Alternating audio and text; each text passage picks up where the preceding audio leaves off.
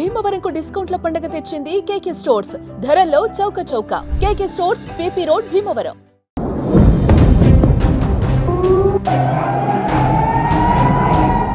భారత్ దెబ్బకు పాకిస్తాన్ అతలాకుతలమవుతుంది. అర్ధరాత్రి పాకిస్తాన్ చేసినటువంటి క్షిపణి డ్రోన్ల దాడులను కౌంటర్ అటాక్ ఇస్తూ పాకిస్తాన్ పైన విరుచుకుపడుతుంది భారత సైన్యం. దీంతో పాకిస్తాన్ దాడులతో పాటుగా అంతర్గతంగా నెలకొన్నటువంటి సమస్యలతో పాకిస్తాన్ చీలికతో ఉన్నట్టుగా కనపడుతుంది. ఒకవైపు బిఎల్ఏ అటాక్ చేస్తూ 6 ప్రాంతాలలో ఏకకాలంలో అటు బిఎల్ఏ దాడి చేస్తూ పాకిస్తాన్ సైన్యానికి చుక్కలు చూపిస్తుంది.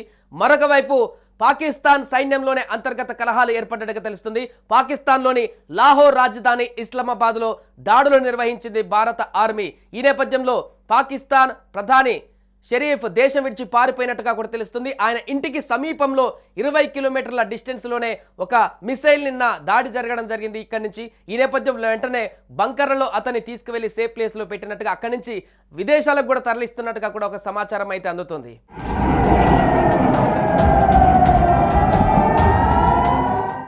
ముఖ్యంగా దేశం విడిచి బహ్రెయిన్ పారిపోయేటువంటి పరిస్థితి నెలకొందంటూ కూడా తెలుస్తుంది.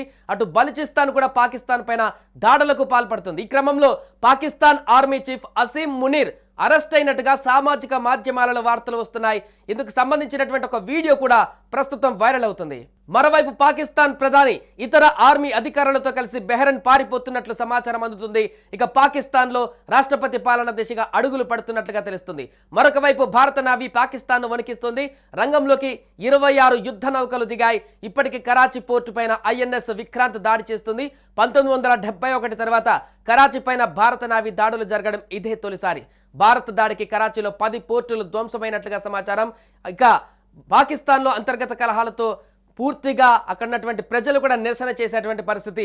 పీటీఐ పార్టీకి సంబంధించినటువంటి ఇమ్రాన్ ఖాన్ పార్టీకి సంబంధించినటువంటి కార్యకర్తలు నేతలందరూ కూడా రోడ్ల మీదకి వచ్చి నిరసన చేస్తున్నారు. ప్రధాని షహబాజ్కు వ్యతిరేకంగా నినాదాలు చేస్తున్నారు. సైన్యానికి వ్యతిరేకంగా నినాదాలు చేస్తున్నారు. సో పూర్తిగా అక్కడ ప్రజలు, మిగతా పార్టీ నేతలు, బిఎల్ఏ ఇట్లా అంతర్గత సమస్యలతో ఒకవైపు భారత్ చేస్తున్నటువంటి కౌంటర్ అటాక్స్, అదేవిధంగా పాకిస్తాన్ సొంత దేశంలోనే ప్రజల నుంచి మద్దతు లేక తీవ్ర గందరగోళ పరిస్థితులు నెలకొన్నట్టుగా కనపడుతున్నాయి పాకిస్తాన్లో. ఈ నేపథ్యంలోనే ఎవరి దారి వారు చూసుకుంటున్నట్టుగా కనపడుతుంది. పాక్ ఆర్మీ అధినేత అదేవిధంగా ప్రధాని కూడా దేశం విడిచి పారిపోయేటువంటి ప్రయత్నం చేస్తున్నట్టుగా కూడా ఒక అప్డేట్ అయితే మనకు కనిపిస్తుంది.